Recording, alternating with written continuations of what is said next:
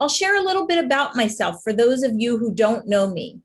Again, my name is Mara Walsh. I am in the United States and specifically between Philadelphia and New York.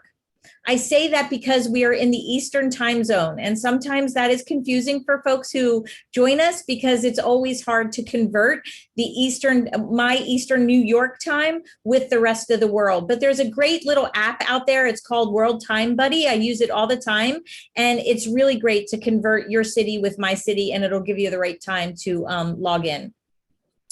So when we're not traveling virtually, I host groups on physical tours, as well as help others plan their own groups and family vacations. Don't let the name Girl Travel Tours fool you. We welcome everyone on our tours and our trips, not just girls. The name came about because I started leading physical tours with EF Tours as a Girl Scout leader, taking girls and their families on international trips every summer. But now I lead tours for all ages using many tour operators, and we are inclusive of pretty much everybody from teens through senior citizens. But when we're unable to travel physically, I started traveling with my tour guide friends virtually. I really wanted to support the tour director community all over the world during this time of travel restrictions where they have been unable to work. And I really wanted to keep the excitement of travel alive for my travel group and also extend that opportunity to those of you who've learned about us through your family, your friends, and on social media, specifically Facebook. And thankfully, these virtual tour presentations have served both purposes quite well. We've done about 70 tours since COVID reared its ugly head. If you would like to access any of those tours, they are available as recordings through my website, girltraveltours.com, through my YouTube channel, and also my Facebook page. All of the tours are available as recordings. And we have several more tours planned for this coming year. Many are listed on my website for your registration. I'm going to share a slide so that you can see the upcoming tours. We have one more left for this year. We're going to do a Christmas Markets of Europe tour next week on the 28th. We've started to add a lot for 2022, and right now I have a few ready for registration. We're going to Shanghai on January 5th. We're going to go to Stonehenge back with George in England on the 12th of January. We will see our friends in Scotland for a Scottish whiskey wine taste, or a Scottish whiskey tasting tour on January 18th. We'll be going back to Bucharest in Romania. We are over to Italy to see the Piedmont region. We're going to come back around to the United States and do a National Parks Canyon Country tour. We're going to see Lake Como. We're going to see a new region of the world in Slovenia, and that will take us through February, early March, and then we'll continue to add more tours as we have the guides available. As long as you're interested in viewing these virtual tour presentations, we'll continue to produce them. I know we have a lot of new folks online today, so I think it's necessary to alert everyone of the Facebook scammers that are charging people for a link to join my virtual tours. I just want to make it clear that you do not have to pay for a link to access my tours. No one should have to pay to enter a Zoom call or attend this on Facebook. We do encourage and accept tips for the guides during the presentation, but certainly we don't charge to enter. Okay, I want to review a few ways for you to interact with us during this presentation. Feel free to ask questions about the tour director, or my travel program using the Q&A link on the Zoom toolbar. We will have a Q&A at the end of the tour, and the guide and I will do our best to answer all of your questions that you've left for us. You can also use the chat feature. Usually you're using that between yourself and me during the tour. Those questions are not read out after the tour live, but I'll do my best to get back to you and answer them while we're in the presentation. And I always like to include a little interactive poll, which gives us a little understanding of your familiarity with this part of the world. So let me put that up for you now. So it's the same question I ask every week. What is your connection to this region, which is Bethlehem? I've been and I love it. I have a trip booked. I plan to go in the future. I have no set plans, but I'm very interested in the location, or I am solely interested in experiencing it virtually. I can tell you that I have been and I loved it. And I know that most people will say that this time of year makes it even more special. So we are all looking forward to seeing the virtual tour presentation. I'm gonna close out the poll knowing that probably a decent percentage of people have answered, and it looks like the majority of people have no set plans but are interested in the location. Who wouldn't be interested in the location at this point? About 46%. And then we have our virtual travelers who are always here. That always is about a quarter of our population who answer the polls. So that's awesome. I'm going to share the results for everybody so that everybody can see it. If you do see that the poll kind of sticks up in front of your presentation, you may have to click on the button to kind of remove that pop-up from your world there. And I'll segue into our tour. Tonight is scheduled for 90 minutes plus a Q&A. So we will have a presentation that's about an hour plus in length, and then we will kind of take a minute break, and then we'll go right into the Q&A. So that will take us as long as we need. Please know that if you don't want to stay on for the whole thing, you obviously can exit the room at any time that you want. This is being recorded, and it will be recorded for you to come back and view it again later if you'd like. We get that question a lot, so please know that it's on our website, on YouTube, and on Facebook for future viewing as well. So as we know, whether you're in a physical environment or a virtual environment, a tour would not be complete without a fantastic tour director. We are so lucky to have back Amy with us today, who also shared a tour of Jerusalem earlier this year with our audience. I will share with you via chat and during the Q&A how you can tip the tour guide. If you appreciate this presentation and our guide's knowledge, all of the tips go directly to the guide once collected, minus the Zoom operating expenses. So feel free to be generous. So today, I want to welcome back Amy. Amy, if you're ready, you can join me and unmute yourself, and then I will hand the presentation over to you. So welcome. I know that we are on opposite ends of the world right now, but it always feels like Zoom brings us closer together. So hello again, and I'm so happy to see you. Thank you so much for having me back. I'm so pleased to have this opportunity to return to your community who have been so warm and welcoming, and to be able to share today a little bit more of the Holy Land. We had a very good time in the summer, and if those of you who want to go back and watch the Jerusalem tour, it's still there on Facebook and on the website. And today we're going to be going to Bethlehem and Nazareth. I'm so excited. Okay, are we ready to go? Yes, feel free to steal my screen and share yours. Perfect. So I am going to share screen and get going.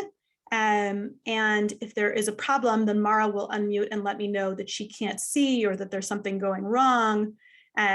Those of you who have, like me, been on and off of Zoom now for 1.5 years, then we know sometimes there's a glitch or two.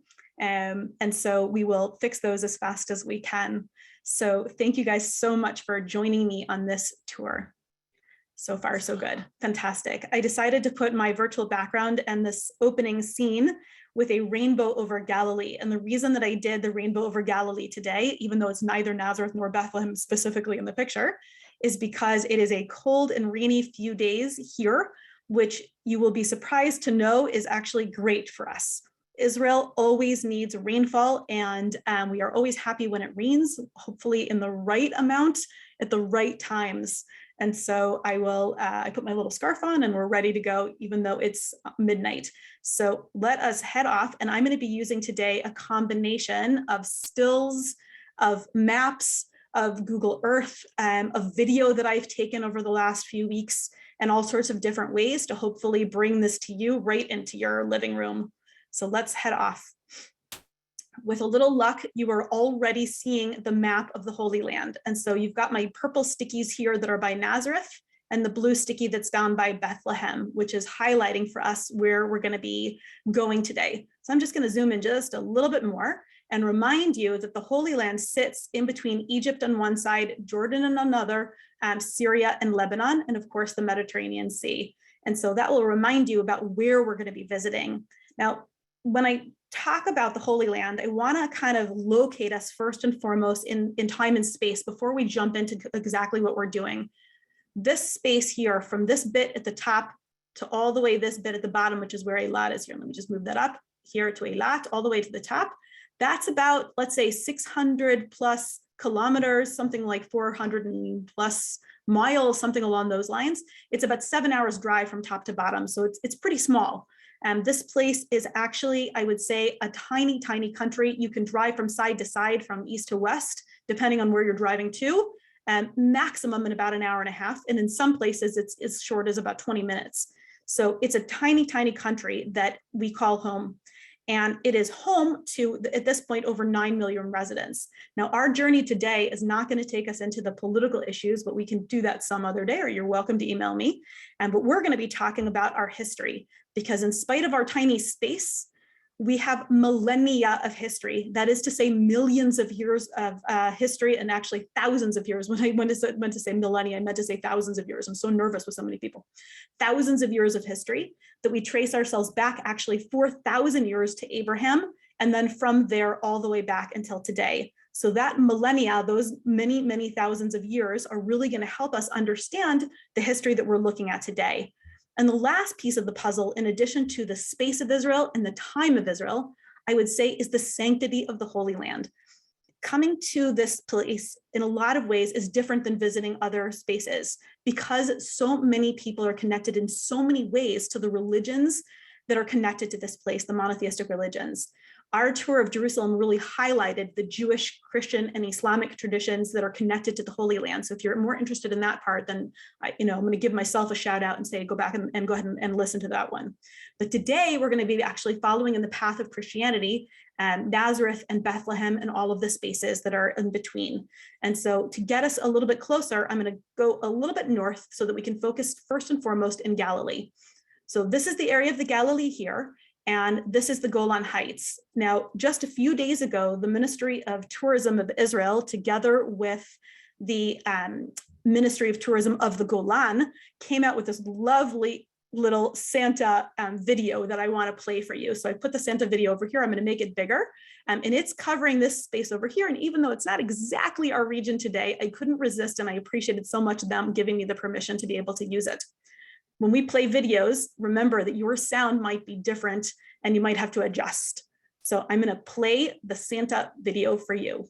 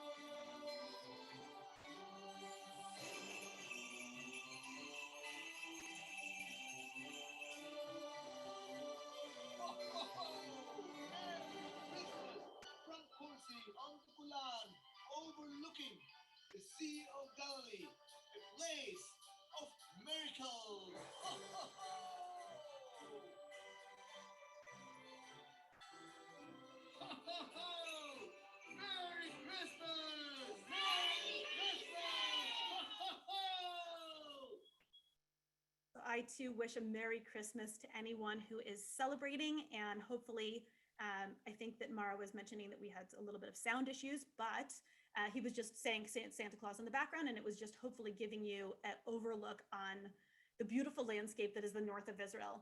So with our Santa greetings in mind, we're going to actually start our story by getting just a little bit closer to Nazareth, although our story begins not quite in Nazareth itself. We're going to kind of locate ourselves here in next to Nazareth. So you're starting to see the names of the towns and villages. Here's Haifa in the north. Here's the Sea of Galilee here on the eastern side. And we are going to be focusing a little bit as we go closer and closer and closer to this little hill, just a little bit south of Nazareth itself. And so our next place that we're going to be going to is going to be heading to the area of what is known as Mount Precipice. So we are, hang on for one second, let me just,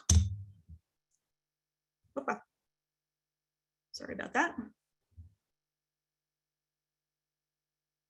going to just fix it a little bit here so you guys can see a little bit more that we're at this place called Mount Precipice. In Hebrew, this place is actually known as the Jumping Mountain. And so those of you who come from a Christian tradition already have a sense of the story that we're going to be telling here.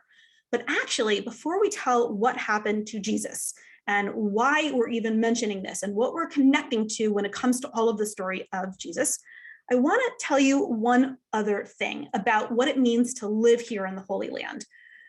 I was saying to you earlier that this is a place that really focuses lots on its tradition and its history and its space. So one of the examples I'm going to give you is a famous story among our close friends. We have a close friend who took his family, including his 4 young daughters, to America from the Holy Land for a visit. And they went to visit Old Williamsburg, which was talking about the history of the United States. The tour guide in Williamsburg asked those families and said, can you imagine that this place is hundreds of years old? Have you ever seen anything so old? And the story among our friends is that the little daughter responded and said, yes, we live very close to the tomb of the prophet Samuel. That's 3,000 years old. And so, of course, everything in the Holy Land, as I said, is measured in thousands of years, and everything is measured in its connection to the Bible. So I think there's a possibility that unconnected to the biblical story or the New Testament story of Jesus coming to this mountaintop, that this is a wonderful little overlook here in this area. And who wouldn't want to come and visit this place to be able to get part of the landscape that's around us? In order to get us there, I'm going to share another little video that I took very recently, walking myself to be able to get to this spot. There is no real sound in it. It's just like the background noise, a little bit of me walking. When I took the video, they were just getting ready for the Christmas. It was just a few weeks ago, and they hadn't quite finished putting up the Christmas trees. That's what you're seeing now. And then the pathway that we're going to be taking is leading you, what I hope is to get a feel and a sense of the landscape of the Galilee. What is the landscape of the period of 2,000 years ago, the period of Jesus? And again, that's even before we get to all of this. Now you're starting to hear the wind and me walking, and you're starting to get your first glimpse of Nazareth as of today. So that's Nazareth today, a massive city, not anywhere similar to what was happening thousands of years ago at the time of Jesus, when at the time it was a tiny, tiny village. We know about Nazareth because of the Gospels. Actually, the Gospel Matthew tells us that in chapter 2, that Jesus went and lived in a town called Nazareth. And so it was fulfilled what was said through the prophets that he would be called a Nazarene. That's where we know that from. That comes from Matthew 2. So the word Nazareth actually comes from the word for shoot, as in a new branch, a new shoot that comes off of a tree. And you're starting to see those trees of the Galilee. Now, don't worry if you're getting dizzy as it pans the view, because we're going to do a second view in just another minute, and I'm going to slow it down for you. So this is just giving you an overlook over the Jezreel Valley, which is right at our feet underneath all of this. Now, the new shoot of Christianity, as also known as the Netzer, or eventually, hopefully leading to the word Nazareth, is what leads us to the idea that we are next to Nazareth village. Let's pull that down, and we're going to actually go to our next space. So we're at the same overlook that I was standing at before, but now I've given you a 360-degree photograph. So this is the platform at the top, and I'm turning us a little bit slowly so we can start to take a look at the landscape just a little bit more slowly than what we did before. If you want to see what direction you're looking, at the bottom right-hand part of the screen, then there's an arrow and the red will point you back to north, okay? So you can see what direction you're looking. So this mountaintop, again, the 360-degree photography kind of broke it a little bit, but it's no big deal. That is Mount Tabor. And all of the mountains around here, Mount Tabor in this one, this is the Moray Hill, or Givat Moray in Hebrew. That was Daburia, the town that was down there below. The ridge that's in the background, which is the Giboa. Then we see actually this place here, which is known as Megiddo. This is the site, for example, of the biblical story of the Armageddon. And if I go all the way around, I can even get to the area of the Carmel. Looking out at this landscape, it is really a biblical landscape. Things like in the Carmel, where Elijah was fighting off the prophets of Baal, according to the Old Testament. In the area of the Gilboa, we know that that's where Saul was fighting as well. We know the story of Deborah the judge and Barak fighting off Sisera back here at Tabor. So this is a biblical landscape that is at our feet right now. And I can imagine to myself that thousands of years ago, that the residents of the small towns and villages that are nearby also came to a place like this to be able to see, like I do today, what is part of our history. That's how long-standing a tradition it is to connect back to our past. So I think that for us, understanding this place will help us to understand what eventually happened here. Now, by the way, in Christian tradition, later on, after Jesus comes back to do his ministries here, the tradition says, the Gospels tell us that he came to go to a synagogue back in his hometown in Nazareth, and that while he was there, he was sent off to basically, the community asked him to perform miracles. And when he doesn't do that, he refused because he didn't see the reason for it in that moment. The Gospels tell us that he was then sent to this mountaintop, and then in theory, at least, he should have been pushed off to the side. But instead, he walked right through the crowd and on his way onwards, and he was saved. And so the tradition is actually connected to this mountaintop, even though we're not 100% sure which mountaintop it might actually be. Now, having said all of this, when we look at this landscape and we start to make sense of it, we're just, as I said, minutes from Jesus's hometown, and that is where we're going to go next. We're going to go head over a little bit to our north, back in this direction, around this corner, and head into Nazareth itself. So let's go. All right, so I gave us a little bit of an overview shot to come from the hill to where we're going. I have another map here, which is a little bit better and easier to see because you can actually see the buildings. This map that I'm showing you now is done by a company called Simplex 3D, and they've also generously allowed me to use their work. So this church at the bottom right is where we're going to be starting off. This is the headliner part of the story. It is the church which is known as the Church of the Annunciation, and it's part of a big compound here, which we're going to be looking at. And our journey is then going to take us through the city, and we're going to eventually end at a second church, the Church of St. Gabriel, or Greek Orthodox Church, up here at the top left. So that is going to be a little bit about what we're doing today. As I said, this is the star in a lot of ways of Nazareth itself, and it's going to help us to understand what this long-standing tradition is, a story that began 2,000 years ago, and it's being retold every year as part of the Christmas traditions. And so having said this, then let us head into the main square, really close to the church, to get a sense of the city today. I've given you a landing just next to the church. Hopefully you're starting to recognize it now and see what it looks like. So this area that we're in right now is actually the main part of the city square. It's right next to Pope Paul VI Street, which is the street that's nearby us, and it's the city's main thoroughfare. And this space in front of us has had all sorts of things happening in it. For the most part, it's a very nice gathering spot. Today's tour is not about food, but I can't help myself and mention to you that there is some fantastic local desserts in these restaurants down here.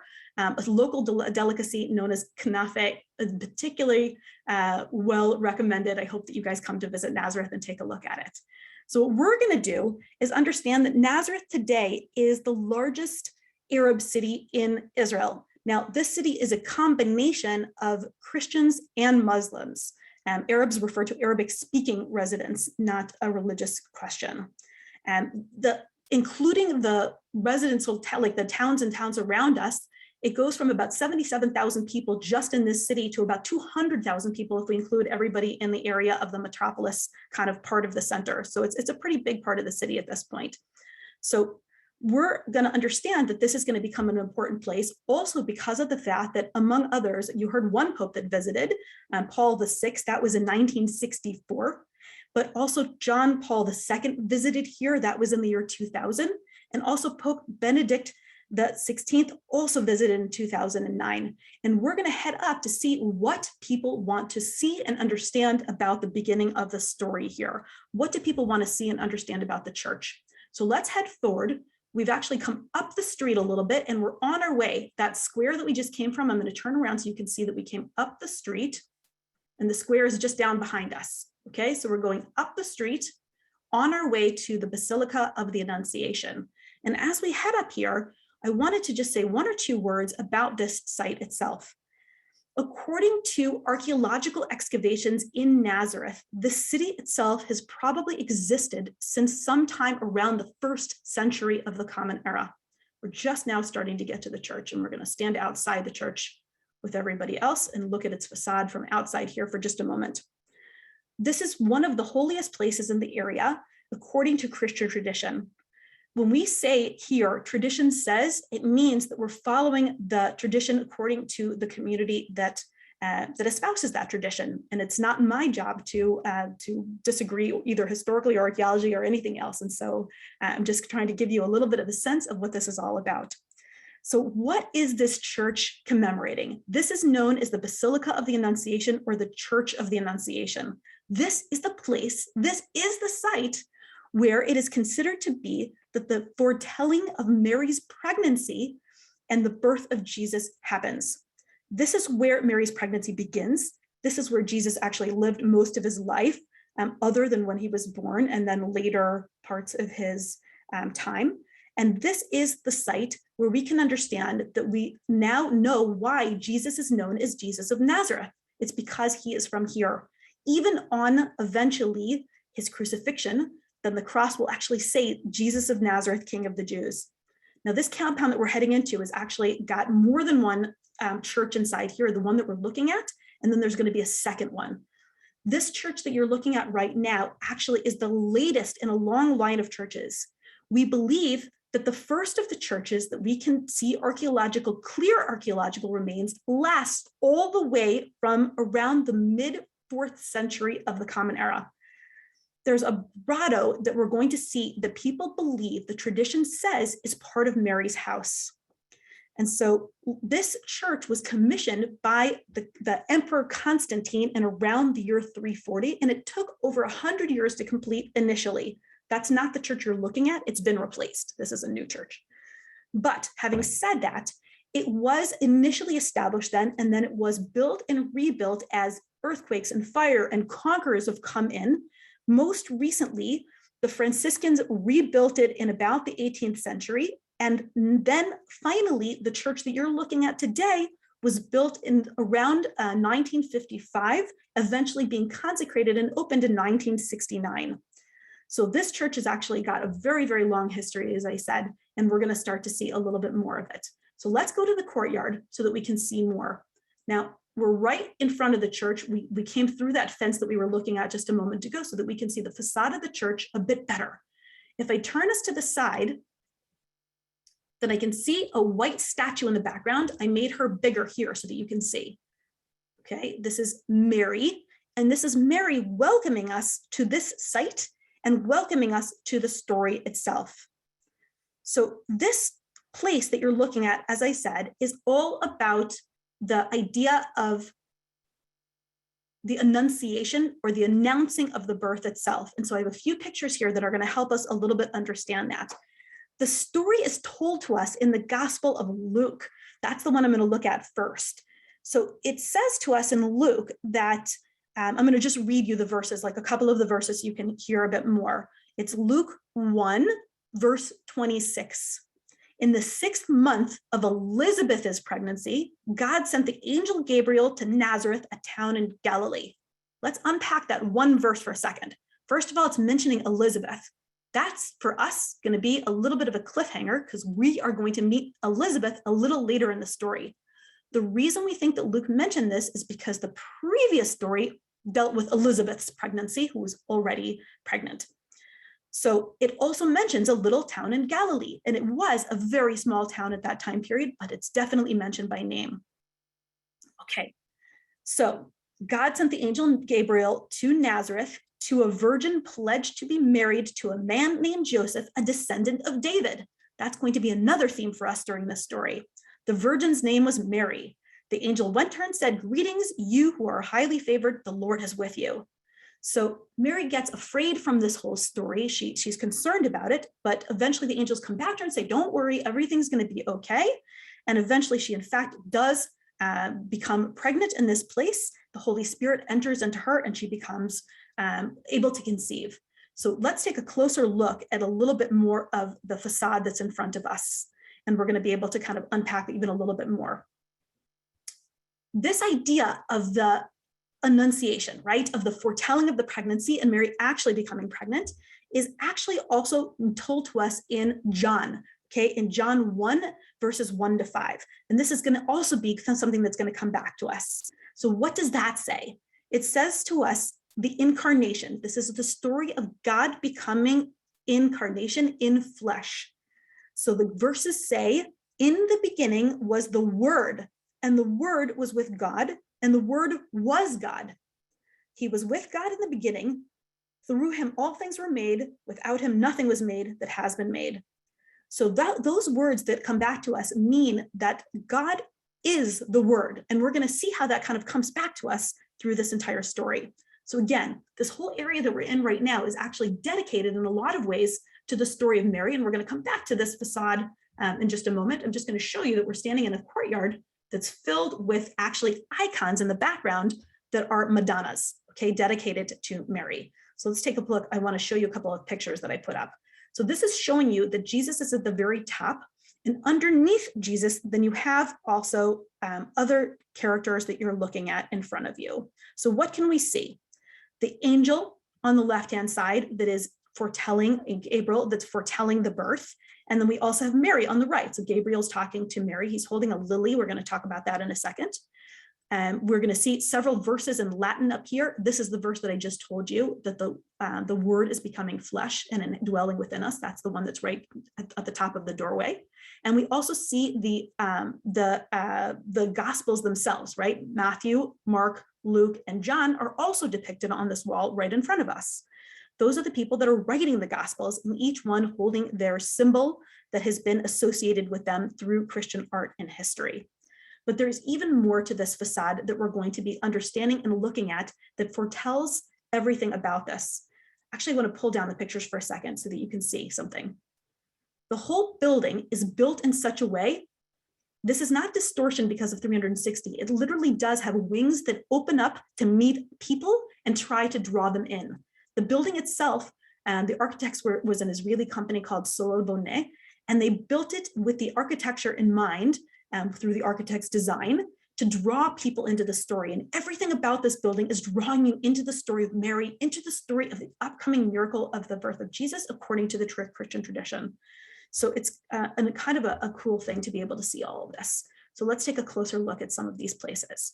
If we go closer to the door, then we're going to start to see that the story of Christianity is actually being told almost in its entirety here in this one main door to the church.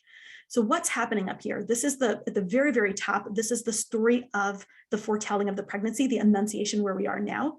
The main part here is actually the idea of the birth of Jesus, which we're going to be going to visit in Bethlehem very soon. Underneath this is the story of Jesus and the family fleeing to Egypt to get away from Herod, who was on a murderous path. At the bottom, we see Jesus in his childhood back at the temple discussing with the rabbis and arguing with the rabbis, showing us the wisdom of Jesus.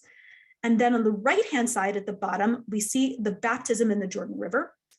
Just above that is Jesus preaching to the masses. And finally, the story of the crucifixion. So this is all of Christianity being told to us. If I turn to our left, okay, so this is right in front of us, and turning to our left, there's a second door. The entirety of the door is on the left-hand part of this image, okay? So the whole door is being shown, and then I gave you a little highlights on the right-hand side. So on this doorway, this entire doorway, instead of the New Testament stories, it's actually showing us Old Testament stories, okay? So more ancient stories. So what do we see? We see Adam and Eve with the serpent offering the fruit of the tree of knowledge right up above there. This is reminding us that Adam is going to need to toil by the sweat of his own brow, and that Eve will have to give birth with pain. All of those are repercussions from what had happened. It's foretelling the fall. Underneath that, right? So here we were in the main door, and here we are underneath it. Here it is underneath it here as well. Then we see a little bit more about what is happening next with Abraham toiling and Mary giving, and Eve. I said Abraham and Mary when I meant to say Adam and Eve. Adam and Eve just beneath it. All right, so if I go farther down the door, then I get to the story of Noah's Ark. Why is the story of Noah's Ark here? Because it is yet a second story of the fall, right? So the first story was the fall from the heavens from the Garden of Eden. This is the story of when God wanted to destroy the whole world by flooding it, and only those who came into the ark were saved. And at the very bottom, we actually see the story of the binding of Isaac. So this is Abraham and this is Isaac. I got ahead of myself earlier. And what you see is the angel of God coming down and stopping the hand of Abraham before Isaac is sacrificed. So all of these are reminding us that all of these moments were moments of falling. This one is a moment of struggling with God, but that the salvation will eventually come back from Jesus. So actually wanted to show you one more thing before we moved on from that. Okay. So now that we've sort of understood a bit more about the front facade of the building and how it's drawing us into this story, we're going to go around the corner to the right-hand side, to the southern facade, and take a look. Don't worry, I'll bring you into the church too, I promise. But hopefully this is giving you a little bit of sense of what we're commemorating over here. This whole side of the church is actually dedicated to Mary in a lot of ways. And we see in front of us an entire facade that actually has a prayer on it that is the Ave Maria, the Hail Mary prayer, reminding us of the importance of the story of Mary and her role as the handmaid of God in telling part of this story. So outside, as I said, all of these decorations on the outside, let me show you a couple of them a little bit closer, are gifts from various places. The specific one is from the Vatican, and it is again venerating Mary, and each nation donated something. This one is from Scotland. I saw that we had a few visitors from Scotland. This is from your country. And so it is showing us, here's one from Spain, that Mary is being depicted in all of these places around the world. She is the universal mother in many ways. So I'm going to pull that down for 1 second because we're going to hop back where we were. We're going to go forward this direction. And we're going to come back to the main part of the courtyard where we were so that we can actually finally enter into the church with all that buildup and go inside.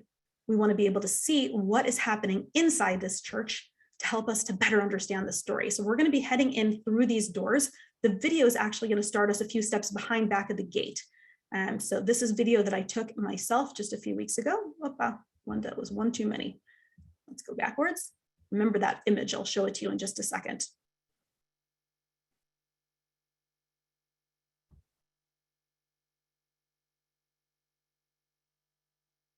All right, there is no sound right now on purpose so that you'll be able to hear me over what's happening.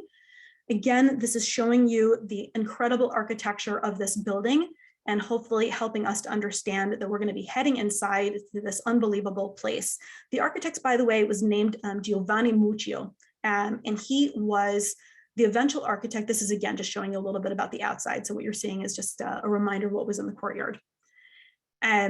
When he designed this church, Giovanni Muccio, he came on the heels of Antonio Berluzzi, a very famous local architect, an Italian architect that had designed many churches. But Berluzzi did not get the chance to actually design this church. Instead, it was given to Muccio, who really did an amazing job, because what you're going to see, as I said, is that this is a very unique church. It's designed in a style which is known as brutalism, which is kind of a raw idea, which was very popular at the time. The background noise that you're hearing is just the quiet of the church. I turned the volume back on just for this part so you could get a little bit of the ambiance. The floor is designed to look like stairs, as if you're going down, because where we're headed is that grotto that's down below us. It is known as the Grotto of Mary, and it is considered to be a very mystical place in the house of Mary. So we're heading down the stairs. We've just come down like the far stairs, and you're going to have a chance to see in just a moment a little bit more closely the grotto where Mary is considered to have lived, and potentially from where she received this message from the angel Gabriel about her pregnancy. Above our heads is a massive dome. We're going to get back to that dome in a second. We're going to go through, so you're going to be able to see this picture. Don't worry, after the video, I've pulled up a still of this so that you can see it more closely. But this is the Grotto of Mary's house with the stairs that we're leaving up above. And again, this is according to tradition. There isn't distinctive archaeological tradition that specifies that it's at, for sure Mary, but this is definitely the tradition. You're looking at a mosaic floor that comes from the Byzantine period, about 1600 years ago. In this area back here, there's remains of what may or may not even be a ritual bath. And above us is the opening to the upper church. We're in what is known as the lower church. So we're going to head down and we're going to come around the corner, back up these stairs so that you can see again this raw style of the brutalism, and we're going to have another glimpse of the grotto that's down below us, giving us this idea. Lots of spaces around here were excavated both in and out of the church to be able to date things back to the time period that we're talking about, which is 2,000 years ago, the time period of Jesus. So we know that there were residences in these areas. That's some of the archaeology that we're looking at. But we don't find, as I said, like an absolute sign. What we do know is that many pilgrims, not super long after the crucifixion of Jesus, came here and recognized this as the house of Mary, and that's where the tradition actually began, and that's why a church was eventually commissioned here, because the local part of it really was connected in such a significant way. So now that we've had a chance to see this part of it, and one more glimpse up towards the opening that we're going to see in a few more minutes that's up above us, which is back up to that dome, then the video is going to head in the direction of the upper part of the church, and we are going to pause it because I want to show you something else about the grotto. So when you were looking into the grotto, then you should have seen this altar. And the reason I'm bringing this up to you is that the same Latin verse that was on the front here, verbum caro hic factum est, we saw it in the front slightly different. In the front, as I said, it was a quote from the Bible that said verbum, the word incarnate, caro, becomes fact here in this place, or becomes like it dwells in this place. But some here, this little HIC that's to the left of factum, that gets added. What does it mean? It means here. So this little verse adds this little word hic to specify that this miracle happened here in this specific place. And that's one of the unique things about coming to churches in the Holy Land, is that tradition says these are the places where things happened. We're not remembering something that happened someplace else. We're visiting the place where tradition says that this is the location that it happens here. Why is there a dome up above us, by the way, that connects us to the upper church and all the way up above? If this is the dwelling of Mary, then the church wants you to both physically and spiritually and theologically connect from where we are in the basement through the upper layer of the church all the way to the heavens, because that's how God connected with Mary, from the heavens and down into this space. So it's amazing to be able to see this. This is the dome that's up above. So let's take a look. We're headed now into the upper church. And I am going to actually stop this also in just another moment. And so we're in the upper level of the church at this point. We've come up one story above where we were now. And we're taking a look again at the reminder of the building of the church and what it's dedicated to. And then our eyes lift up to this incredible scene in front of us. This unbelievable, like, enormous mosaic that was right in front of us, and the walls that are adorned with these enormous Madonnas as well. This church is so impressive. It is, for the longest time, it was definitely the biggest church in the Middle East. There may actually be a bigger one now, but it's certainly an impressive place. And what you're looking at right now, again, is me walking towards the front of the church. to be able to kind of understand a bit more about what the mosaic in front of us is representing. So the mosaic, I'm going to actually head to our next bit in order to show this to you a little bit more easily.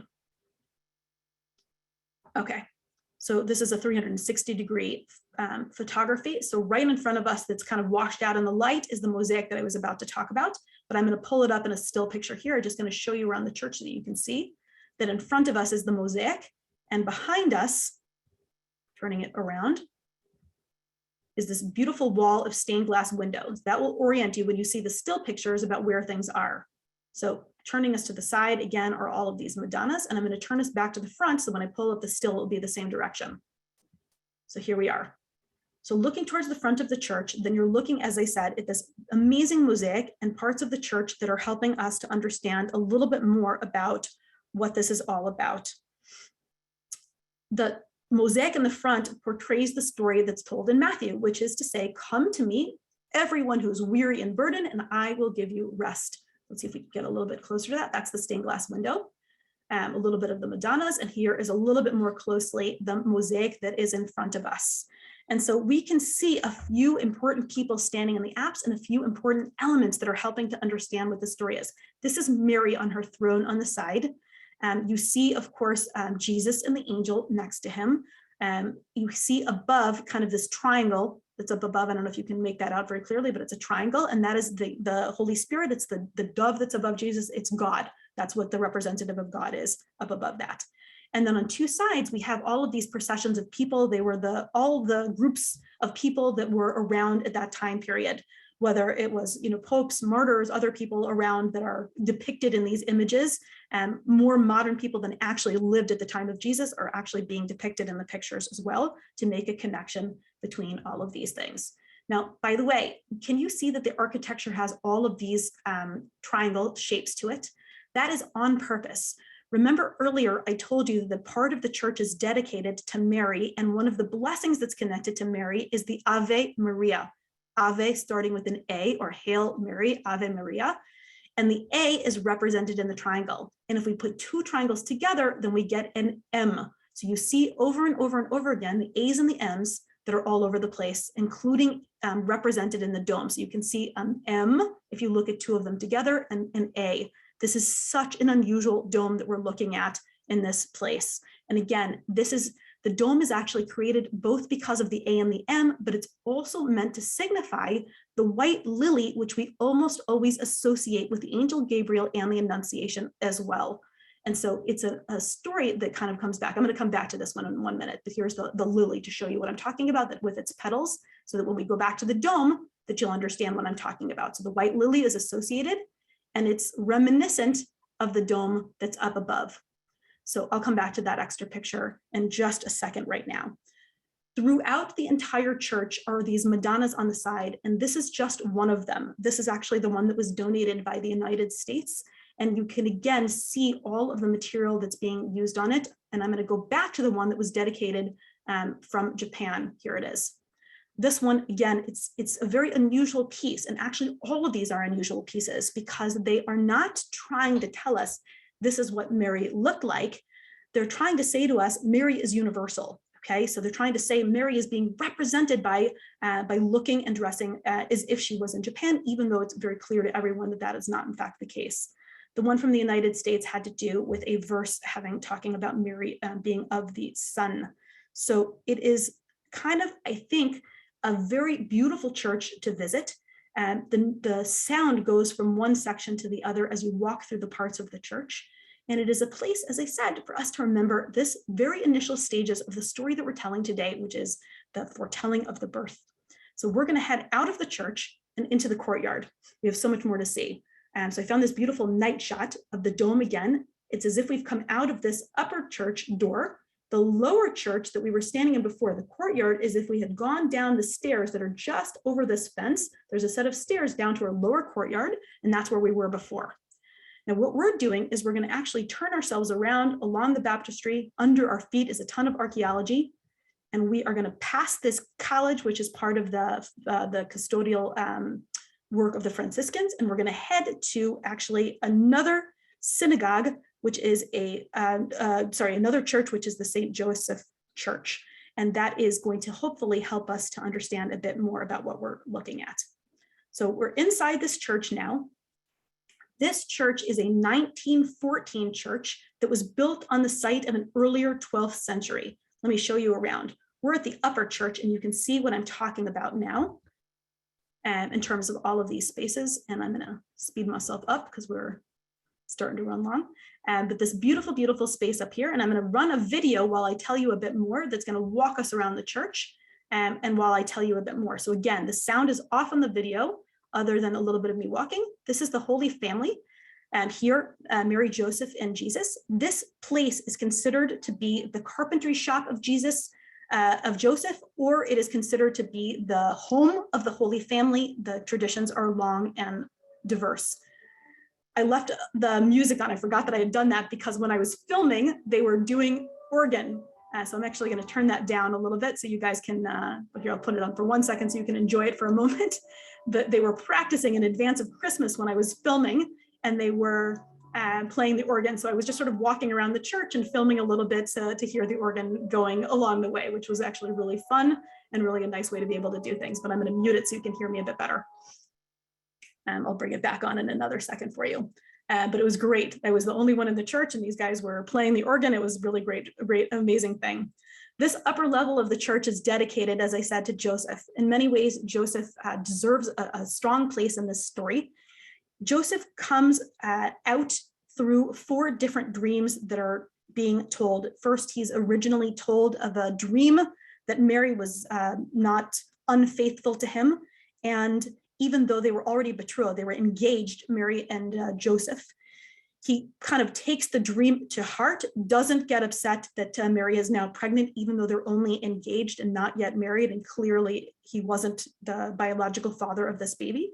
And this is helping to fulfill the prophecy of a virgin birth, where the son is going to be known as Emmanuel. Emmanuel in Hebrew means God will be with us. So Joseph wakes up from this first dream and does everything that the angel says. And this church up above here is really telling us all about this. Joseph eventually is going to be have several more dreams. We're going to hear more about how he's going to be warned to leave the city later on in fleeing from Herod. Then he'll eventually be told again in another dream that it's safe to return to the Holy Land. And then he is warned to come to the Galilee in yet another dream. So all of these places that are coming are just above. All of this church that was up above is above an archaeological excavation that reminds us that we're in a little crypt or a little grotto that we can see is part of excavations, and it has like these extra chapels that are part of it. And in a second, we'll turn it around and you'll see that there's a mosaic there that's just depicting day-to-day life at the time of Jesus and potentially what the Holy Family might have been doing, as well as excavations that remind us that the church really does, in fact, retain remains that are thousands of years old, which is pretty amazing along the way. So now that we've seen and had a chance to understand a little bit more about where the Holy Family might have been living here in Galilee, it's time for us to head to our last spot in Nazareth. And we're going to head next along the pathway. Here's the church that we started and the College of the Franciscans, and here's the Joseph Church here on the bottom right. And we're going to head up to the city to the Greek Orthodox Church so that we can have another understanding and another look about this very, very early beginnings. Again, thanks to Simplex, we have this kind of overview of the Greek Orthodox Church, which is also known as the St. Gabriel Church. And so we're going to be heading inside there and to be able to kind of understand what that is all about. And here I am going to use yet another video to be able to help us to be able to walk through. It's super speeded up at the beginning to be able to just walk us through and get an atmosphere of the courtyard itself that leads into the Greek Orthodox Chapel. And what this place is all about is remembering also a focus on Mary. So they were just starting to put up the Christmas decorations, so I went over to take a look, and now we're actually heading into the church, and it will stop and slow down like a normal person and walk with me. So according to the Gospel of James, okay, so the apocryphal Gospel of James, Mary goes to a spring, and at the spring, she heard the voice of an angel. She's very afraid, and when she returns back to her house, that's when the angel Gabriel appears to her. So we are at a church that is incredibly beautifully decorated by the Greek Orthodox, and in a second, you'll be able to see the Iconostasis, which is in front of us. Here, hold on, I'm going to pause this for a second. The Greek Orthodox are very invested in making things and drawing your attention into all of the places. So the church is very, very beautiful.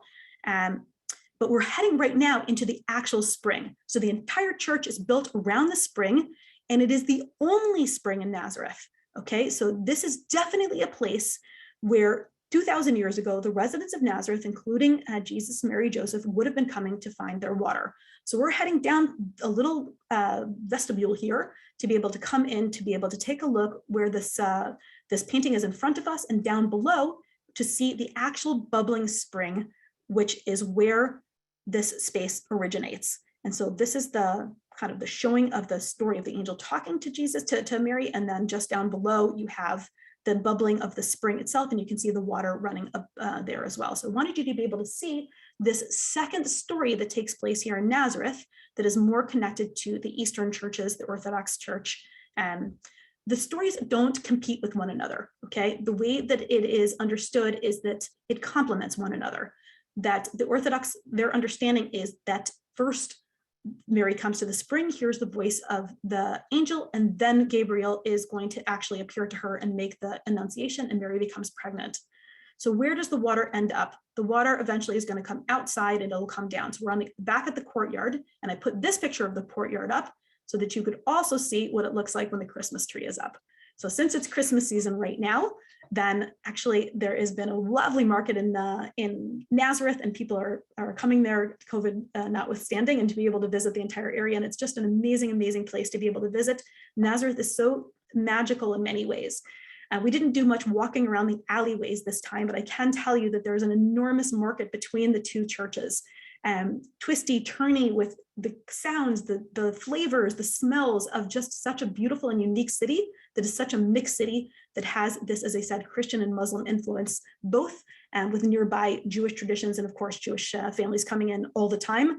Actually coming to visit Christmas things now during the time of Christmas has become a huge thing for all Israelis, whatever their religion. People like to look at the lights.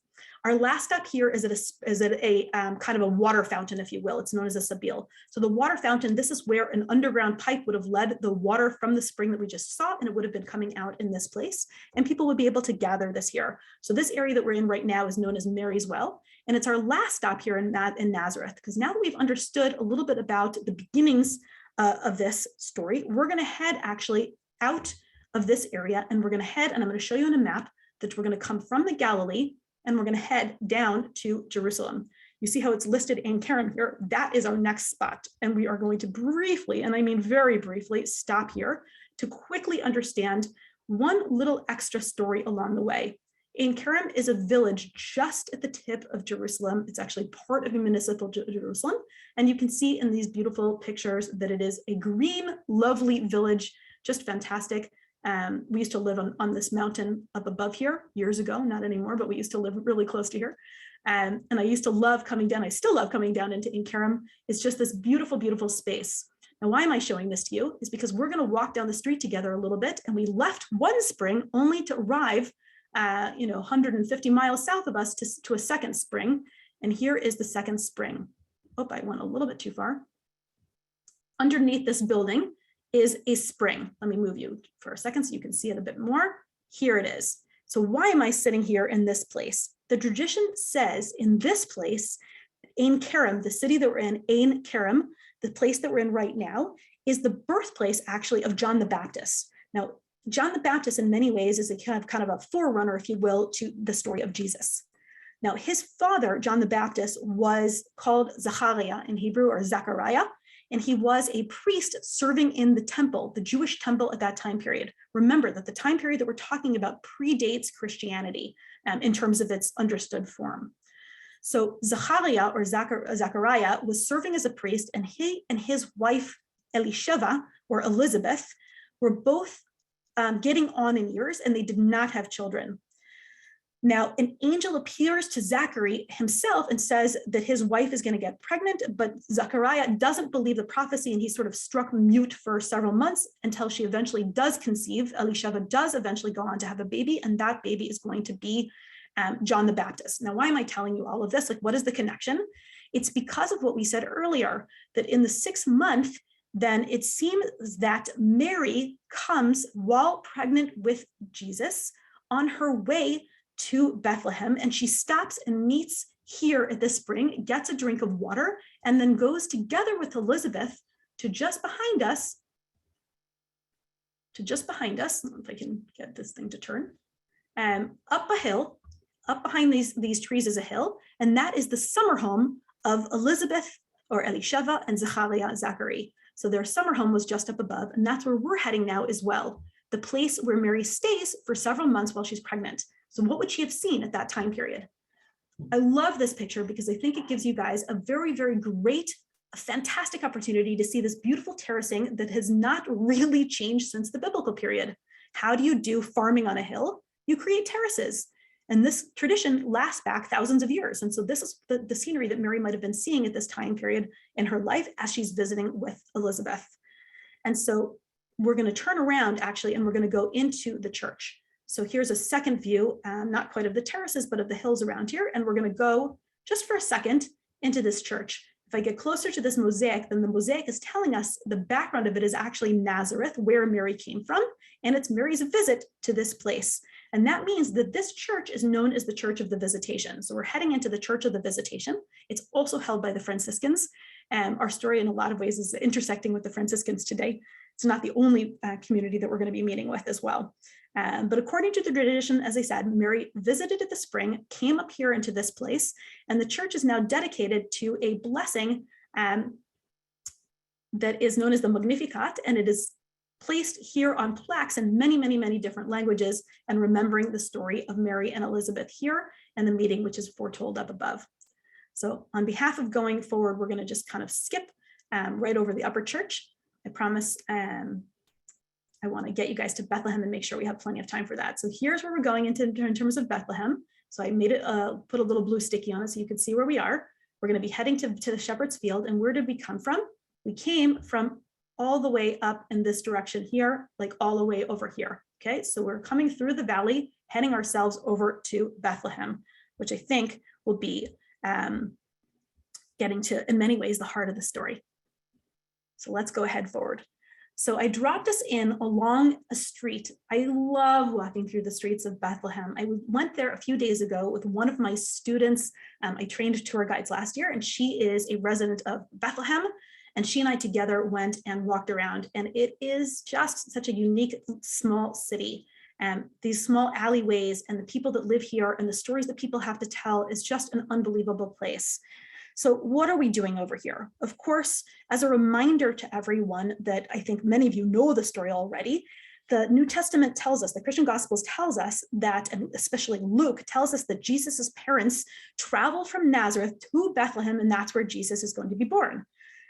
The Gospel of Matthew tells us that Bethlehem is the place of the birth, and then Matthew kind of adds on the whole story about Herod, which I'll come back to in just a couple of minutes. So this is the city along the street where we're telling everything that happens together with the birth. So jumping ahead, we know that after the birth, the wise men came along, and maybe this is one of the pathways of the wise men, because this street that we're on is named Star Street. And maybe this is the pathway that the Magi, the wise men, were following as they followed the star to find the baby Jesus. So I know that sort of started at the end already after Jesus was born, but it was, I think, a nice way to be able to enter the city. So that's why I wanted to stop there. But going forward, we're actually already now in Manger Square. Now I know you're thinking to yourself, wait, did you say Manger Square? Isn't that a mosque? Yes, that is a mosque, because Bethlehem, like Nazareth, is at this point a very mixed city between Muslims and Christians. And of course, there's a mosque here that serves part of the population. Today, right now, all of these cars are not there because the middle of the square is a huge place for a Christmas tree. And I'm going to show you that a little bit later on. But for now, I'm going to turn us all the way around and show you that we're on our way to this complex that's right in front of us. That is to say, that is the Church of the Nativity. So the Church of the Nativity, as a reminder to all of us, is that this is the site of the birth of Jesus. Now, why is the site of the birth of Jesus significant for Christianity? It's because this is the place where God chooses to kind of, to paraphrase, to turn himself into flesh, into human, to be able to help to redeem humanity. So this is a very, very important space.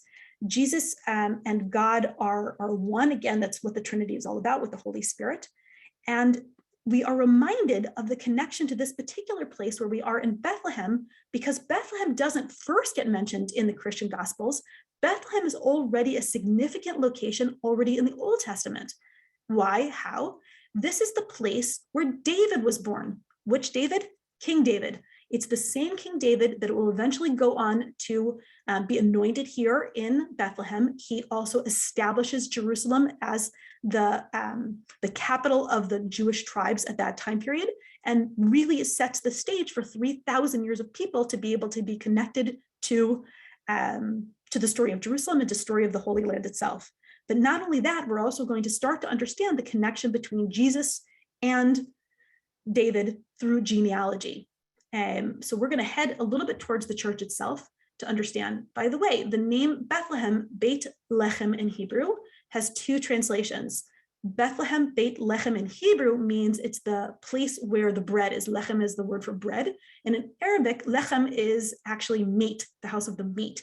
And so in either case, this is what we would think of as like the nourishment of the people, right? So whether it's bread or meat, it's the nourishment of the people.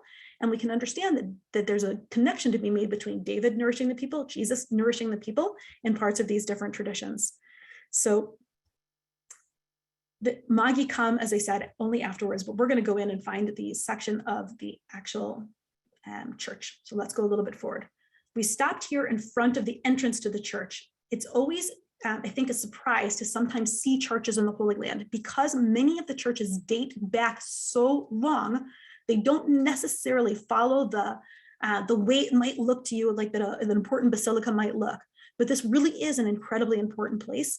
And it was initially established by under decree of Constantine, the Emperor Constantine, who was eventually going to kind of pave the way for Christianity to become the religion of the Roman Empire. But that's not going to be for hundreds of years until after the birth of Jesus.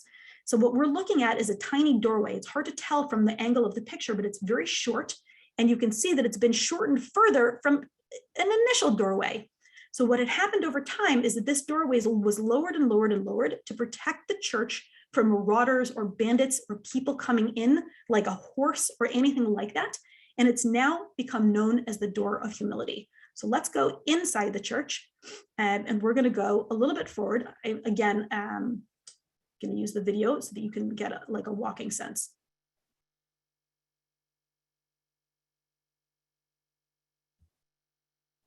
Okay, I'm going to leave the background noise on just for a second. You're not missing anything if you can't hear it, but I just wanted to show you this door, and that was my student Iman.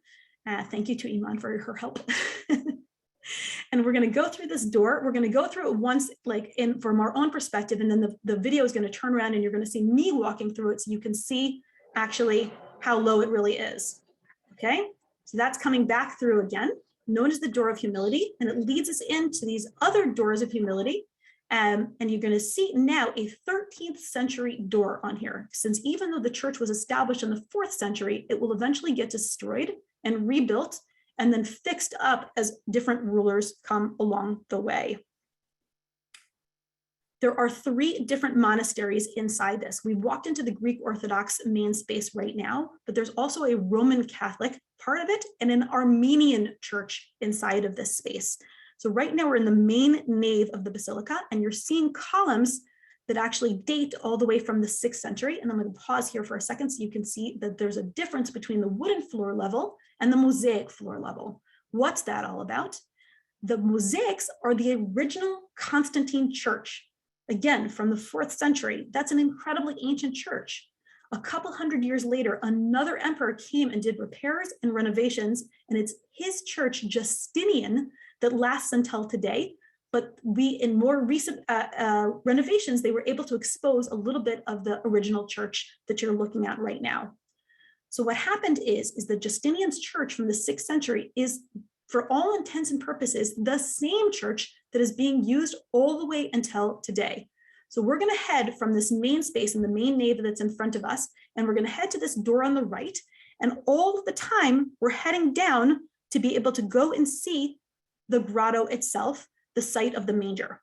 So again, a reminder before we get there, what happened? Joseph and Mary were on their way from the Galilee. Some say it was because there was a census being taken at the time, a Roman census, and they were sent along their way back to their hometown, or in this case, Joseph's hometown, to be able to be counted among the census.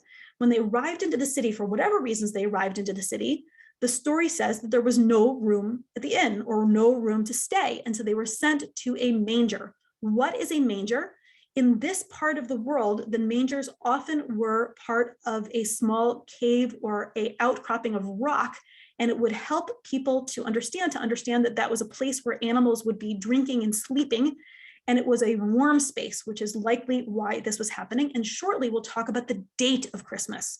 But for now, we're going to head through that doorway with the video as we head down into the grotto that's underneath us to the actual site, which is venerated as the site of the birth of Jesus, according to Christian traditions. So again, a view of the Greek Orthodox Iconostasis, the main part of the chapel. And there's 14 stairs that are going to lead down. The 14 stairs will also be reflected in a moment in 14 points on a star that we're going to see around the area of the birth. Why number 14? It is considered to be 14 generations between Abraham and David, from David to the Babylonian exile, and from the Babylonian exile all the way to Jesus. So this is our first glimpse of that star, which is venerating that point with 14 points. And I'm going to have a still picture of that for you in just a moment when the video stops. So we're going to head, actually, I'm going to show you guys the star in just another moment, but I'm actually going to head a second view to be able to bring us inside the church to be able to point out a couple more things.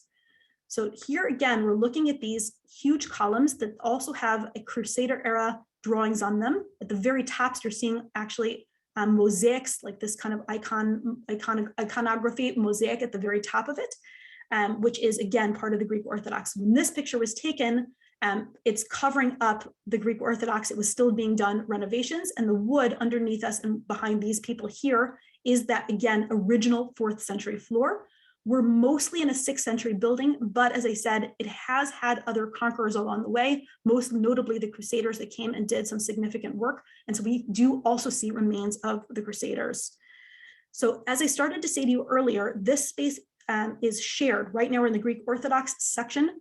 There is an entire monastery that's connected to this place, and there is an Armenian monastery, and there is also a Roman Catholic church that is connected to this space. So we're going to visit the Roman Catholic Church in just another minute, but for now, I wanted to show you the star again so that you can see it just a little bit more and to be able to take a look at this amazing space.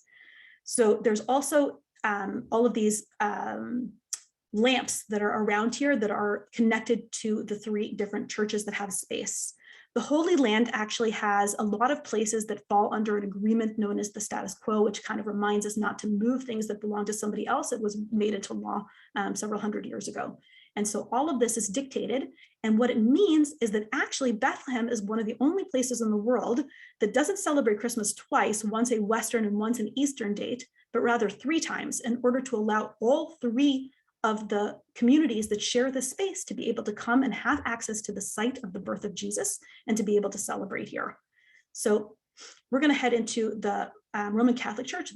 This group, of course, celebrates on the 25th of December. And then the Orthodox Church is on the 6th of January, and then the Armenians on the 19th of January. Again, so based on lots of historical issues and agreements along the way. In the Roman Catholic Church, a friend of mine was able to get for you a little video of them praying. So not during Christmas, but at least you'll be able to see a little bit of and hear a little bit of them praying.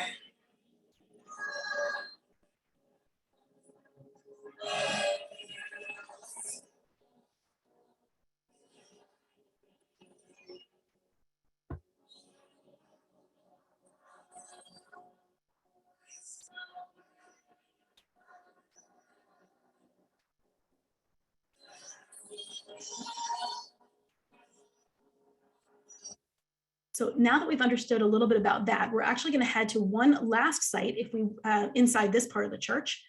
Underneath the Roman Catholic part, there is a staircase to the right. I don't know if you can see this, but on the right-hand side that leads down to yet another cave and another grotto. This time we're going to the Grotto of Saint Jerome, okay, or also known as Hieronymus. So I pulled up his picture for you here, and so you could see, well, his statue anyway. We are talking about 4th century person. So this is the grotto, and there's an area here that leads into like a secondary place. I'm just going to show you where it is, turn you around. Okay, so who was Jerome and why are we in his grotto? So he is venerated because of the fact that at some point he dedicated 30 years of his life to translating the Bible, both the into Hebrew and Greek versions of the Bible, the Old Testament in Hebrew, the New Testament in Greek, and he translated them into Latin. It became known as the Vulgate. And that vernacular translation of the Bible was the official version that was kind of used for many, many centuries. And it's probably one of the most read versions of the Bible up until modern times. So it's commemorated here about his major efforts, spending 30 years to be able to translate all of these things. And together, these sites make up some of the holiest places in Christianity. So one more little image of Hieronymus, and thank you to the photographer for being able to take these fantastic pictures. So having seen this part of it, we're going to start to head out of the church. Here is the night air around us. Just one last goodbye to the door of humility, the small door of humility that's behind us. And we're going to head back over to that courtyard over there to kind of get a little Christmas feel for a moment. This is the Christmas tree here in the middle of Bethlehem at night. I was there during the daytime, so I also took some pictures during the daytime to show you this is what the square looked like when it's empty. And I'm going to pull up my stills to be able to show you that these are pictures that I took just this week, that it is still festive, beautiful, and wonderful, even if we are struggling since no tourists can come in, and it is a big, big challenge right now. But the story of the manger and the baby being born, the wise men coming to visit, of course, being told and retold through so many houses, through so many places around the world right now. An incredible celebration of Christmas here in this place. So it's, I think, an amazing story, but we're actually not quite done even yet, because as long as we're here in Bethlehem, we're going to take a hop, skip, and a jump to right after the birth, and we're going to head over to the area known as Shepherd's Field. Shepherd's Field is considered, it's in an area known as Beit Sahur. It's just a little bit southeast of Bethlehem. And we're just in this space right now that reminds us of yet another part of the Annunciation, or the telling of the coming of Jesus. So I did a little video for you guys to be able to see walking into this church. I'm going to just let it go for a second, and we're going to walk over to the church together. And so that you can see the inside of it, because this story tells us that, in fact, this whole area here was an area where shepherds would work with their flocks. We know from many biblical characters, including David, who was a shepherd, that this was a very, very traditional grazing space all around this area. And so we're looking to understand the concept of the story, whether we understand exactly where the shepherds were when they heard from the angels as well that the baby had been born. They're considered to be among the first to hear of the story of the birth itself. And again, this is not in competition of the story of the wise men. It's in completion. It sort of fills these things in together, if you will. And so this is going into this space that is dedicated to the story of the Annunciation. And we're going to see kind of a little bit of the church. I'm going to put the music back on, because when I was filming, again, people were singing.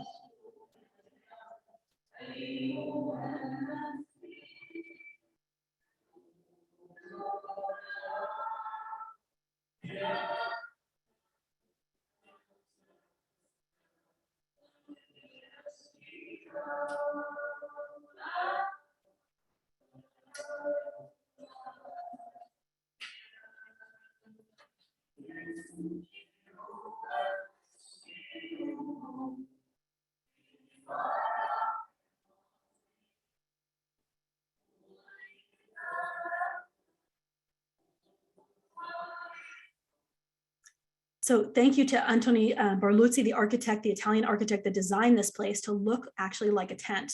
And the images that you saw a moment ago, again, were the same stories that we've been telling. The angel Gabriel here passing down the message to the flocks. We see the birth itself.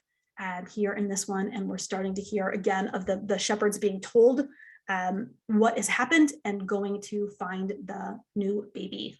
And so this actually newer church that was built on top here is right up above a second area, which is underneath, and we're going to head right down there.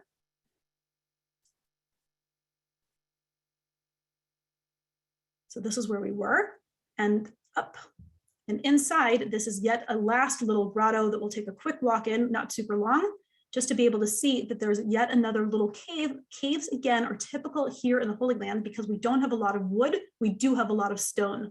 So the shepherds wouldn't have been inside here when they heard that this may have been a dwelling or a shelter when the shepherds were working at this time period, and it's become a small chapel and a lovely little chapel that shows us what life would have looked like here 2,000 years ago at this time period. And I'm just walking to the back of the church because there was a little manger scene, and we'll have a little chance to see that as well and remember what was happening here before we kind of head out from here. So this is the story in many ways, as I said, of the shepherds being told of the story. And our last little bit before we head onwards is we're going to head back over towards, we're going to head back into Bethlehem itself, because I want to tell you one last place, which is to say the Milk Grotto. The Milk Grotto is just the last part of the story of Bethlehem itself. So just a few meters away from the Nativity, like we took a pretty big jump going out to the shepherd's field and coming back again. This is the place in this space where the Holy Family is considered to have been taking refuge after the birth of Jesus during what is known as the slaughter of innocents. You heard me mention Herod earlier, and what has happened is that Herod has heard of what's happening. He's threatened by the consideration that a new savior has been born, and he decides to make a decree that all of the children up until the age of 2 should be murdered. It is known as the slaughter of the innocents. And so hearing of this, Joseph will have a dream and the family will flee to Egypt. But before they go, in this place, it is considered to be where Mary was nursing the baby Jesus, and a drop of her milk drops in this place, and that's how it got its name to be known as the Milk Grotto. So we'll have a quick look inside the church so that you can see what it looks like as well. And again, it'll speed itself up in a second, and actually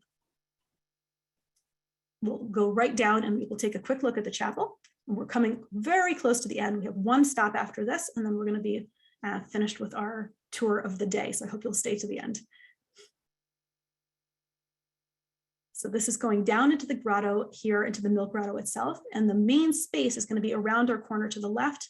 Since it was difficult to see some of this, and I've put up like a couple of extra pictures to show you what it would have looked like in front of the altar. So this is the altar itself as it turns around. And then the actual site where Mary was considered to have been with Jesus is down in this little cave down below. And because the people were there, then I put you a little picture there, and now here's a clearer space to be able to show you what this looked like here in the Milk Grotto. So from our perspective, we will leave the Holy Family eventually hide. Then they're going to get another dream. Joseph will have another dream that will allow him to come back, and instead of coming back to Bethlehem, that's when they return to Nazareth, and Jesus starts his growing up years in Nazareth, other than, as you heard me say earlier, a trip to Jerusalem. So because of the importance of Jerusalem, I'm going to spend our last moment also showing you that we're just a few kilometers from Jerusalem. But just as a by the way, I physically right this second am right in between Bethlehem and the Old City. So I'm right at the edge of Jerusalem, like about 4 minutes from the edge of Bethlehem myself right now. I'm in Jerusalem, and I love the Old City. That's what you're looking at in front of you. This is the Temple Mount here. This is the Old City, and we're going to drop ourselves down right next to Jaffa Gate for a last little look at the Christmas story inside Jerusalem itself. So we're heading into Jaffa Gate. This is Jaffa Gate leading back towards Jaffa. It's one of the 7 gates that enter into the Old City. And we're just going to walk right through it because I wanted you to be able to have a sense of walking into Jerusalem itself, which is the story that we're going to pick up towards Easter. And I'm going to come back here with Mara and pick up the story at Easter about the connection of Jesus and Passover and Easter. And we'll talk about it then as well. Here is just a few images. This is the same place that we are standing right now, is the Jerusalem Santa with his camel, because obviously we live in the Holy Land. Jerusalem Santa has been making joy around here, and this is just next to Jaffa Gate. It's there all the time, the Holy Land Jerusalem Santa's house, where you can come across Santa in all sorts of different forms. You can leave letters to Santa, and it's our last little bit today. As long as I'm doing videos, then we will have a slightly off tune but super cheerful last little video to be able to wish us all greetings. It's from a Santa Claus convention that happened here in Israel.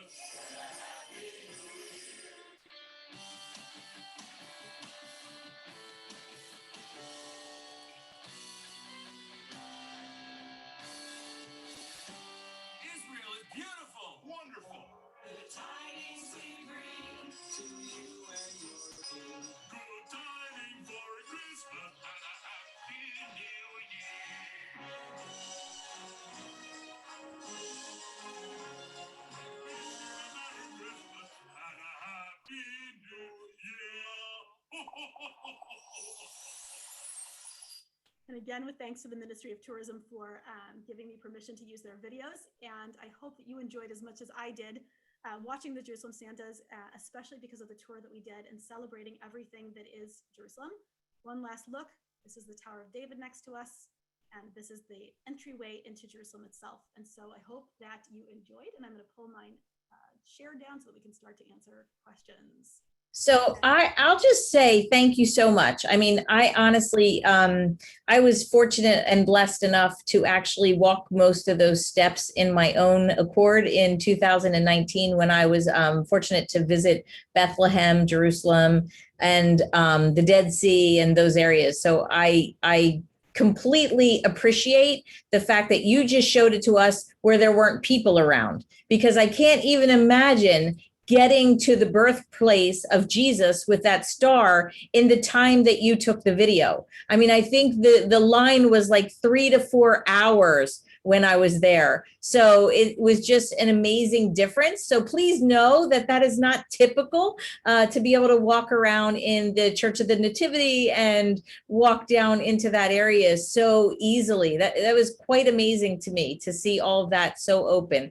And my other comment is I almost think the Santas have to go. I can't imagine how they've commercialized Bethlehem as well.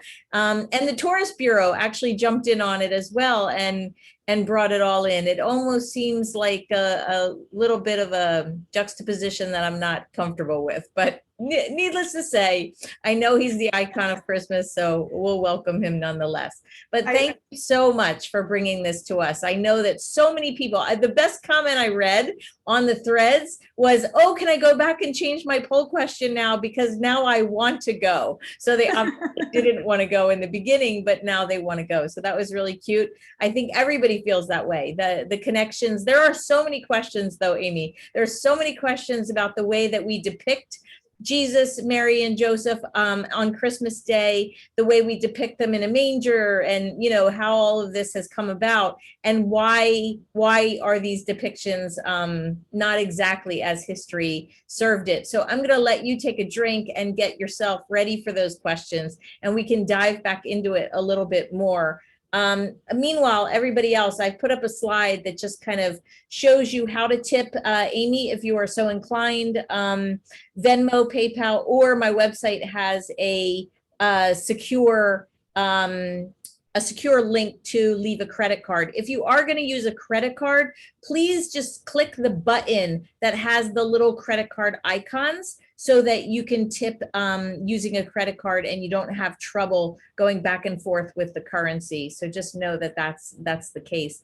And also just be aware that I've put up a bunch of our physical tours. If you are interested in traveling with our group in the future, you can join my private Facebook group, which is In Groups Girl Travel Tours. You'll see a picture of our last tour in in the cover picture, which is a group of us in front of a waterfall in Kenya.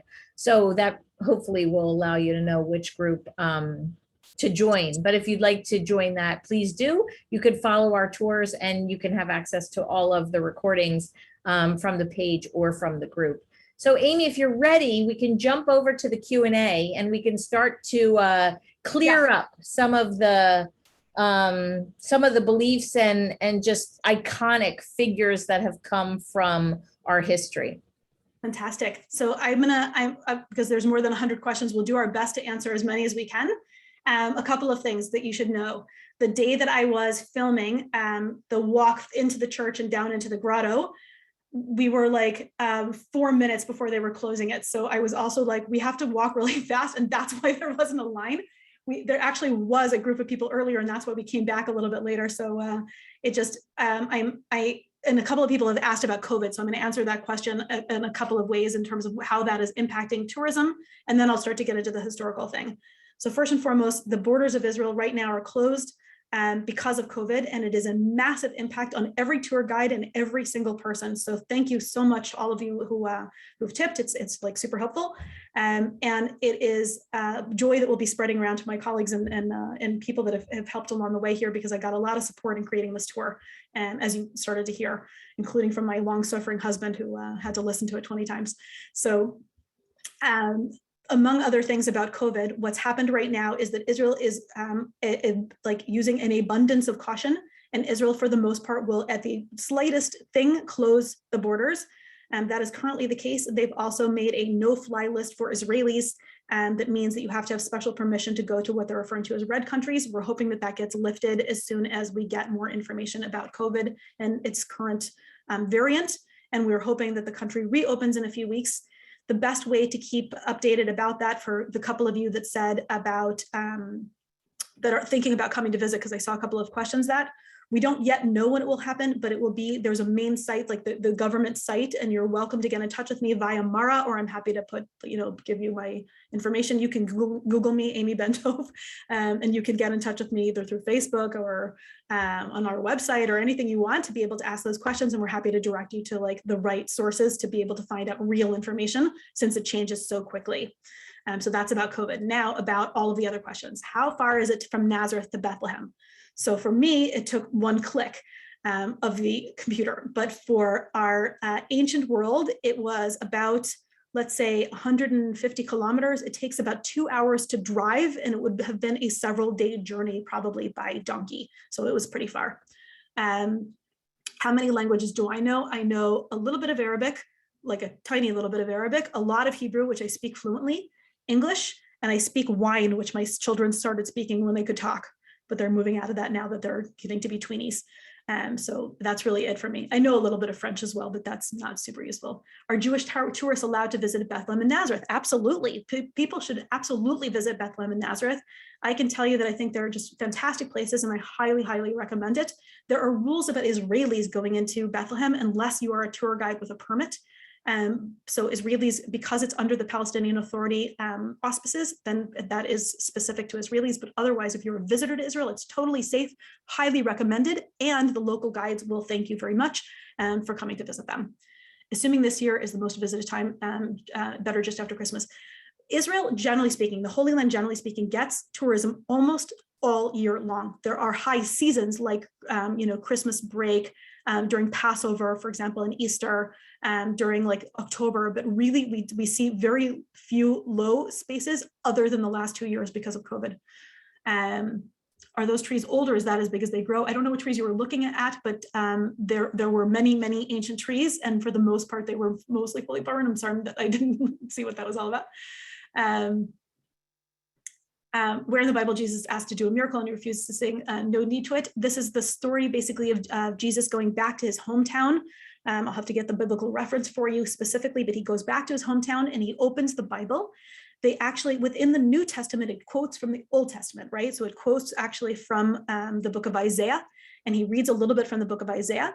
And then the guests there kind of ask him, and this was what we were talking about in Nazareth, the guests ask him to do miracles, and he says no, and he gives them a reasons for saying no, and that's when they send him off to do have a kind of a typical punishment from that time period, which was known at the area of Mount Precipice. People are asking why I was using the definition of common era instead of the Christian calendar. Although we are talking about Christianity today, I come from a background of archaeology and history, and archaeology and history tend to use CE, common era, and BCE, before the common era, instead of a religiously related term. My intention today was to tell a traditional story and a historical story, and interweave what the tradition says to what we know historically and what we know where it happened, and not to espouse a particular theology. And yes, a few people are commenting on all of those things. All right, I'm going to skip forward a little bit. The Basilica of the Annunciation, which I think is when you guys were asking, was consecrated in 1969. So the Basilica of the Annunciation in 1969. The church that was before it was torn down in the early 50s, and then they started to rebuild afterwards, and it took a little bit of time to be able to do that. So the original pieces were the archaeology that you saw and that I was trying to show you in the grotto. That was like very, very important to be able to show. And so, okay, let me look going forward. People are asking stuff that we did. So the mosaic in the middle of the church is made up of small tiles. So that's a very good question. Mosaics, as a general rule, are always made up of small tiles. Mosaics are unique and special because, generally speaking, mosaics are made up of stones that are already that color. They're not painted stones, they're not tiles, they're stones of that color. And that's why it's a very, very good, amazing level, and like a high level of sophistication. The smaller the stones, the higher the sophistication of the artist that created the mosaics. So you see very specific and unique types from the Byzantine period or from later periods. It's really kind of an amazing thing. What's the climate like at this time of year here? Here right now, it happens to have been a very cold and rainy couple of days. Yesterday there was like a massive storm, and I worried drastically that it would turn the power off, but it all worked out. But generally speaking, we can go from anything from sunny, beautiful shorts and t-shirts at this time of year to cold, rainy, and even snow. So that would have been, I think, a little bit of that. I thought Jesus was born in a stable. So Jesus, again, the word stable in English and the manger that you actually saw, it's just a question of translation. So the animals were in that kind of cave. It just isn't a wooden structure or a tent structure like the depictions that you often see in the scenes. This is just a much more accurate depiction now that you've seen it here in the Holy Land, understanding that almost all of our structures are made of some version of stone and not of wood. And so that's the reason that you saw it like that. So that's the story. All right. Is there a chapel to St. Catherine Martyr on the Wheel? Yes, there's a chapel to St. Catherine there in the church at the Church of the Nativity. Yes. To clarify, is the star located in a neutral area? It is located in one of the Orthodox, Armenian, or Roman Catholic areas of the Church of the Nativity. In theory, it is controlled by the story of the status quo. It's not exactly neutral because the access to it comes from the Greek Orthodox section. So the Star of Bethlehem is in the Greek Orthodox part of the chapel, but there is very, very, very strict and clear rules that give daily access to the Armenians and the Roman Catholics through processions. So the timing is set very clearly and everybody has access. So while it's not 100% neutral, it's also not 100% controlled by the Greek Orthodox either. Was the star the birth of Jesus? Yes, the star, in fact, is considered the place of the birth of Jesus according to Christian tradition. I had heard that Jesus was born in the summer rather than the winter, which is correct. The timing of the birth of Jesus is always a question. There seems to have been some adjustment, again, from a historical perspective, but I don't want to ruin Christmas for you. So I'm not going to go into that too far, other than to say that we seem to see a little bit of an adjustment having to do with the winter equinox and the fact that Jesus, again, is born during a Jewish time period, which means that he would have been circumcised on the 8th day, and that leads us to the new year. And so there's that story as well. All right, the star is the site of the manger. Okay, so the star and the manger are in the same place. So if that was not clear, then I apologize, because a few people have asked that question here. And Manger Square on Christmas Eve is absolutely insane. It's been many years since I've been there at that time period, but because it's like normally you just want to let the pilgrims do their thing and not sort of get in the way, but it's just beautiful and amazing. And because of like usage rights, then I couldn't show you the lighting of the Christmas tree or Christmas Eve, but you can Google it and see tons of videos on YouTube, and it's just amazing, and I highly recommend it. Okay. How on earth did they know that a drop of her milk was left there? So the question has to do with a milk grotto. The question is, how do we know that? Is the same question of how do we know anything? Tradition actually stays for a really long time. So as a reminder, like almost all of the sites in Israel suffer from the same issue, right? So how do we exactly know? Until we get something that has like a little message from the past on a piece of pottery or like an inscription, then we can't be 100% sure, but we can see that names remain the same and that sites were recognized not significantly many years. It's not that site was recognized 4,000 years after Jesus, it was recognized hundreds of years after Jesus. And therefore it is, I think sort of one of those things along the way. Okay. All right, so there's some moving down to the actual questions. Thank you, all of you who are saying thank you.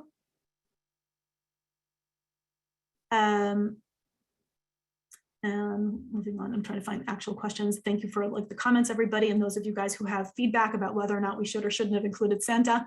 I hear you, and I have to say that that for me at least, it's the joy of the season that it sort of made me think about like the Santa things, and because it was something that was like coming up really recently here, and I think about that. And I think it's important to see that even in Bethlehem, the iconic figure of Christmas exists. Like whether it ruins the history for you or not, it's a fact, right? Yes, and again, I think that like the Santa, all of that issue, like we didn't even mention Santa Claus and like what the connection to Christmas is. Like we really were talking about sort of like the historical issues about it. And it's true that it's like this very big disconnect right now between like the commercialism of it all and the Christmas markets that are every place. Yeah. The Christmas markets are a fun thing. And again, for people that connect to it in that way, and I know lots of people do, that it brings them joy to see other people, to be able to bring gifts to other people, and that the story of Santa Claus in a lot of ways is like something that's very unique and unusual. It's become, as I said, like bigger and bigger and bigger over the last few years here specifically in this place.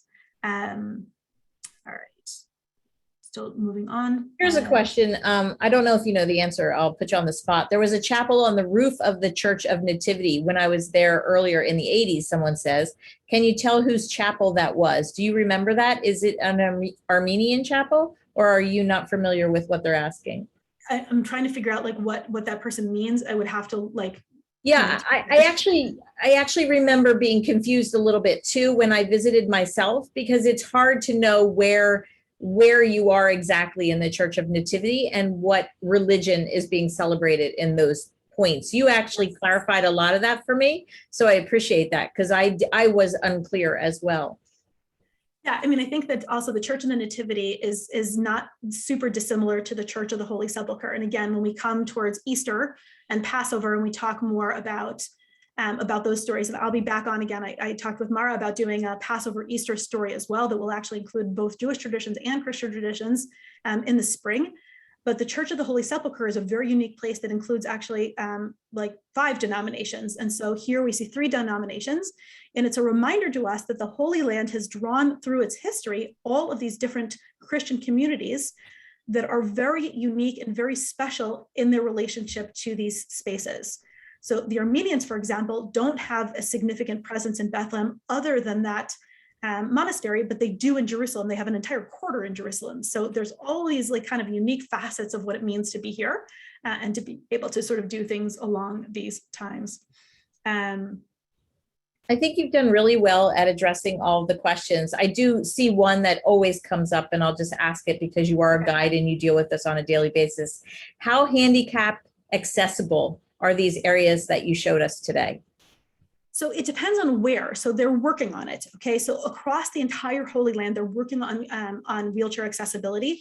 If you just need to go to the church of the Annunciation, for example, and don't want to go through the city to be able to get to the Greek Orthodox Church. In Nazareth, as an example, you could do those things fairly easily. There's like a bypass route. In Bethlehem, again, these places are designed from the 4th century and onwards. Some of them were rebuilt in the more modern areas, so they're not always completely wheelchair accessible. Like, for example, there's no way to get in the Church of Annunciation from the main level, I don't think, down to the grotto. Maybe they've added it now. I don't think so. But again, if this is an issue for you and you're actually coming, by all means, get in touch, and I'm happy to and then for one more time, for those that still aren't visualizing what they know of the manger and Jesus's birthplace to now, can you just reiterate what, for one last time, who put the star there? What is the hole in the middle? Does it represent something? And why and when was that piece built, and for what reason, and who built it? Okay, so the church, the original church, we don't know for sure if Constantine put an actual star there, but at some point in history, a star has been there. It's not hollow in the middle. You're able to put your hand in the middle to be able to touch the stone, which is considered the space, right? So what it's doing, the star in many ways is focusing your attention and your physical being and your theological being into the actual right space. So it has been there for centuries. We can't say for sure exactly when it was established in that place, but that is considered the site of the birth of Jesus. And there's an additional part of the manger that was like right behind us. Okay, so the manger as in like the grotto that was right around us. And the church is built around what had been a cave and an outdoor space. That is often the case in the Holy Land, that first there's an actual existing site, whether it's a cave or a hilltop, and then a church surrounds it. So it's hard to tell that it's actually part of the natural bedrock, which in fact that actually is. And so that's what it's doing there. And isn't that what the center of the star is? The natural bedrock, right? That's what that is. That's why it's circled around, right? So that's what that represents. And I think that's a great place for us to end, because it brings us full circle as to why we're all here, you know, what the interest was for us to attend this virtual tour. So I just want to say thank you again, Amy. I look forward to the follow-up story around Easter time and Passover time to get a little bit further into the history. Thank you so much. And thank you everybody for attending. Have a very Merry Christmas to those who celebrate. Happy New Year to everyone, and really enjoy your friends and your family and everybody in your life. That's one thing that's really great about this time of year, no matter what you celebrate, is we all tend to slow down a little bit and enjoy one another's company. So please, you know, just enjoy that. And I will see you next week for the Christmas markets of Europe. Take care, and thank you again, Amy. Thank you so much for having me. Thank you, everyone. Have a wonderful holiday season for those that are celebrating.